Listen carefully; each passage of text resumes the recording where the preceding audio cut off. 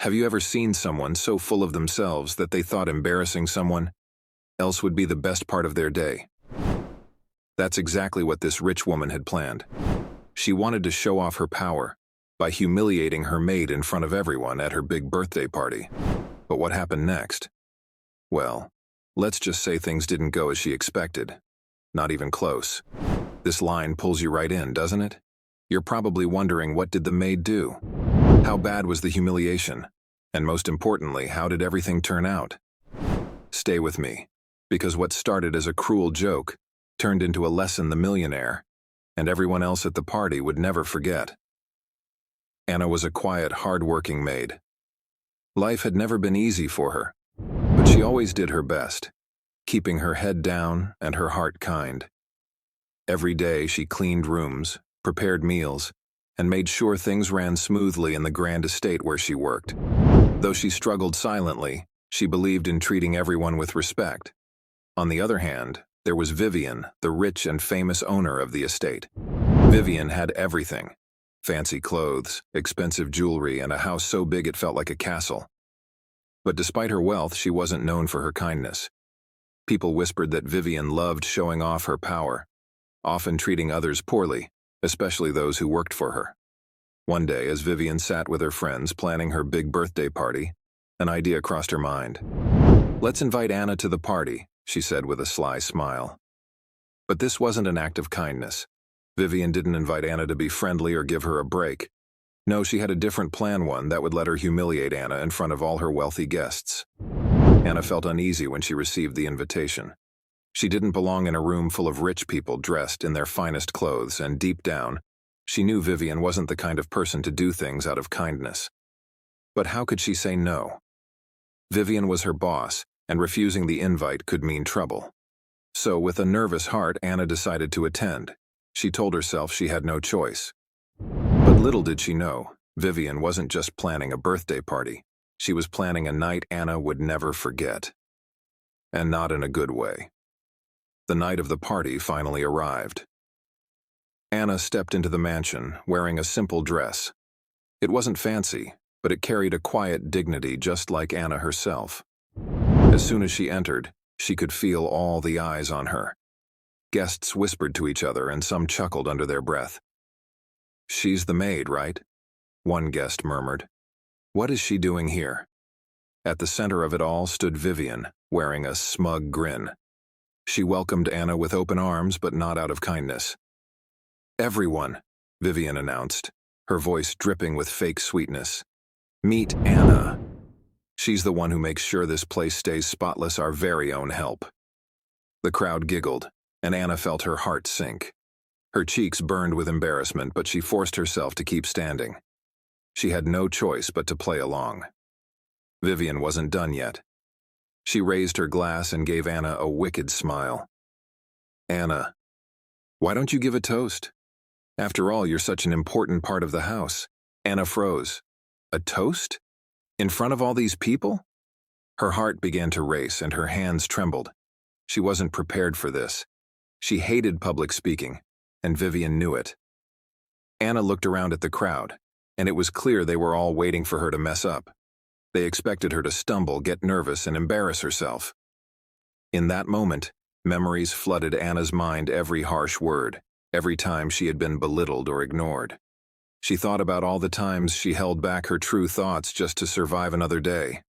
The weight of years of mistreatment pressed down on her chest, and for a moment it felt like she would break. But then, something inside her shifted. She took a deep breath, lifted her head, and looked at the crowd. This wasn't just another moment to be endured. This was her moment. Instead of crumbling under the pressure, Anna takes a deep breath and lifts her glass. Her hands no longer shake. In a calm, steady voice, she begins to speak, but not about Vivian's wealth or luxury. "I want to raise a toast," Anna says, her eyes scanning the room. "Not to riches or power, but to something far more valuable: kindness, respect, and humility." The guests exchange puzzled glances, unsure of where this is going. Anna continues, her voice growing warmer. "When I was a little girl, we didn't have much. But my mother always told me that true power isn't about how much money you have. It's about how you treat the people around you, especially those who have nothing to give in return. The room starts to shift. The laughter dies down, and a heavy silence falls over the crowd. Some guests shift uncomfortably in their seats. Others lower their glasses, realizing they had been part of something cruel. A few nod slowly, understanding the truth in Anna's words. Anna smiles gently, as if the pain she carried for so long is finally lifting. You see, wealth can disappear in a heartbeat. But kindness? That stays with you.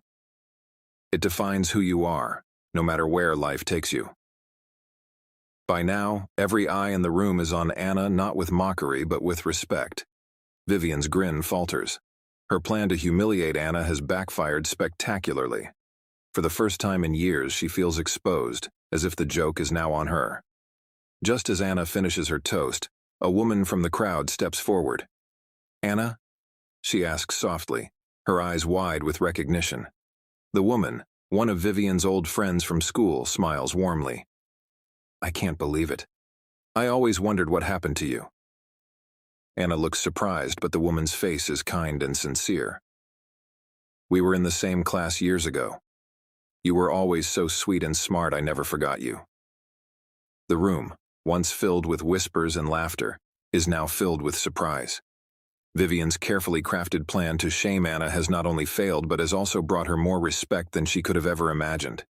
And suddenly, Vivian isn't the star of the night anymore, Anna is. Vivian's face burns with humiliation. Desperate to salvage her reputation, she forces a tight smile and begins clapping slowly, the sound echoing awkwardly in the silent room. "Well, well," she sneers. "Even a maid can sound wise if given the chance. What a lovely little speech." A few guests exchange uneasy glances. The tension in the air is thick, and all eyes shift back to Anna, waiting to see how she'll react. Anna stays composed, her expression calm, almost serene. Without a hint of anger, she turns to Vivian and meets her gaze directly. "You invited me here to humiliate me," Anna says quietly but firmly. "But I think we both know who's truly humiliated now." The room collectively holds its breath. No one had ever spoken to Vivian like that, especially not someone like Anna. For a moment, Vivian stands frozen, unable to respond. Then, the unexpected happens. Vivian's husband, Charles, steps forward from the crowd, his face stern. He had stood in the background all evening, watching silently as his wife paraded her cruelty in front of their guests. But now, he's had enough. "Anna's right," Charles says, his voice steady but filled with disappointment. "It's time we stop treating people like this. This isn't how we should live." The crowd gasps. Vivian turns toward him, stunned. Charles, who had always stood by her side at public events, had never questioned her before until now. He continues, "Anna has shown more grace and dignity tonight than I've seen from any of us, and it's about time we recognize that." The guests shift uneasily, murmuring among themselves. Some nod in agreement while others glance at Vivian, waiting to see how she'll respond. But Vivian, caught off guard and betrayed by her husband's public rebuke, is left speechless. In that moment, it becomes clear to everyone. The power dynamic has shifted. Vivian no longer controls the room, Anna does. And the crowd, once ready to laugh at Anna's expense, now looks at her with newfound respect. It's a turning point that no one saw coming, least of all Vivian. Vivian storms off, heels clicking angrily against the marble floor, her face a mask of frustration. Guests part to let her pass, exchanging glances and whispers. But for the first time, the murmurs aren't about Anna, they're about Vivian. The guests, once entertained by Vivian's antics, now see her in a different light.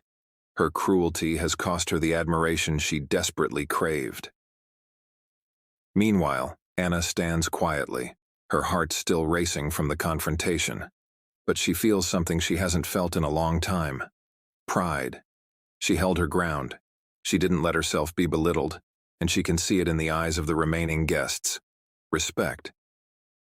As the party draws to a close, Anna gathers her things, ready to leave quietly as she always does. But just as she reaches the door, several guests stop her. One woman, dressed in a sleek designer gown, smiles warmly. "I've been looking for someone reliable," she says. "Would you consider working for me? The pay is better, and I can promise you'll be treated with respect." Another guest nods in agreement. "You showed more grace tonight than most of us ever could. If you ever need anything, just reach out." Anna's eyes widen in disbelief. What started as a night meant to humiliate her has become a turning point. Doors she never imagined are now opening, simply because she stood up for herself. Before she can respond, Vivian's husband, Charles, approaches her. His expression is serious, but his voice is soft. "Anna," he begins, "I owe you an apology. I knew how Vivian treated you, and I did nothing to stop it. That ends now." Anna listens quietly, her hands clasped together. She had never expected this man, someone so powerful and distant, to offer her an apology. Charles sighs, as if a weight has lifted from his shoulders. "Things will be different from now on," he promises. "I'll make sure of it." Anna offers him a small, grateful smile. "Thank you," she says simply, knowing that, for the first time, she's being treated as an equal, not as the help. As the night winds down, Anna walks away from the grand estate not as the maid who was meant to be humiliated, but as someone who proved her worth. And with every step she takes, her future feels just a little bit brighter. As Anna walks away from the mansion, the cool night breeze brushes against her face. With each step, the weight of years of silence and endurance lifts from her shoulders. For the first time in a long while, she feels lighter, like a part of her that had been buried has finally come alive. She stood up for herself, faced humiliation, and walked out with something far more valuable than money: her self-respect. In her hand, Anna holds the job offers neatly folded. But as she glances at them, a small smile spreads across her face. She tucks them into her pocket and whispers softly, "I don't think I'll be working for anyone for long." The words are quiet but filled with confidence.